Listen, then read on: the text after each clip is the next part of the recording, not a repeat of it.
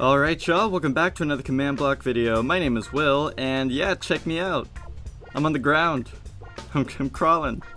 Breaking all the rules today. No trapdoors, no pistons, no blocks on top of me. I'm just crawling wherever I want. I can go wherever I want. I can even, check this out, I can even do some push-ups. 1, 2, 3. Yeah, getting ripped, bro. Where I can come through here. Underneath blocks, I can crawl through this tall grass, do a little stealth mission. There's a secret painting door here, which I can just pop right through. And here I am in my little base, and if I want to stand back up, I sure can. Easy as that. If I want to leave, I can just fling myself onto the ground again. Hurts a little bit because, you know, just throw my entire body at full speed at the ground. But then I can come underneath this little bush, can crawl all around it. I can stand back up again, do whatever I want. It's pretty cool. Even come up here on the top of this, throw myself at the ground again, crawl down the out. Yeah, keep hitting my face on the ground, and that's why it's hurting me. But yeah, this is a pretty cool little feature. There's obviously some command blocks involved. And yeah, I could see this being implemented in like a stealth kind of area in an adventure map or something. Maybe you could do some type of parkour with it. Don't really know exactly how, but I think it's a cool little feature, and let me just pop into creative mode and I'll show you how it works. So yeah, this is literally it. It's extremely easy to set up. You just need 2 repeating command blocks, and then the commands we use will be in the description, so you can just copy and paste them if you want to.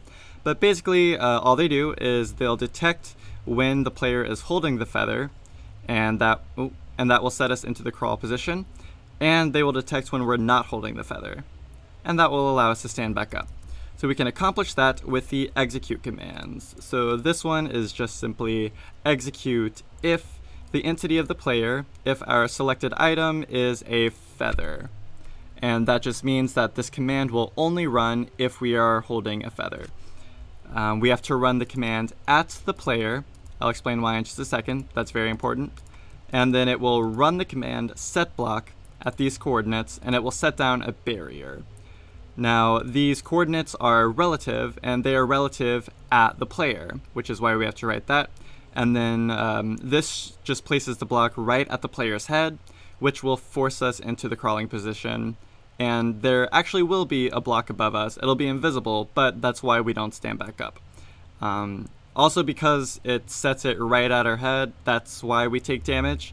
It's not because we hit our faces on the ground. Sorry, I kind of made that up for the aesthetic to keep it making sense. But yeah, the final part, this is really important too, is the keep function. And that just makes it so that if there's already a block above us, when we crawl under it, it will keep it there instead of replacing it with a barrier.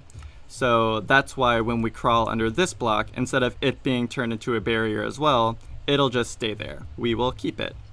So yeah, that's how all that works. Now the opposite, when we crawl, you can see we're actually placing barriers above us everywhere we go. But when we let go of the feather, all the barriers have disappeared. So this is how we do that. It's the opposite of the first command. It's an execute unless the player's selected item is a feather. And that just means that it will always run until we hold the feather in our hand. So it will run the fill command at these coordinates. These are just the coordinates of the grass area we made. And it will replace all the barriers with air. So yeah, that one's pretty simple. So you can see, there's a barrier above us, and then when we let go, it will scan the whole area to find all the barrier blocks, and it will replace them with air. To create a few more barrier blocks just by crawling around. And now they have all been replaced with air, and we're free to walk around again. So yeah, I hope you all enjoyed this quick little video. Hopefully at some point in the future, this will be a regular feature in Minecraft so that we don't need command blocks for it. I don't know, maybe like holding down shift and double tapping could send us into crawl mode, and then we could crawl around wherever we want. But who knows. Until then, thank you for watching and being beautiful. If you like this video, please give it a thumbs up, and let me know if you try this out for yourself, and if you could find any way to improve on it, honestly, maybe so that we don't take damage every time we fall down, because Honestly, that's a little bit annoying and borderline abusive to our characters. But yeah. Subscribe. That's it.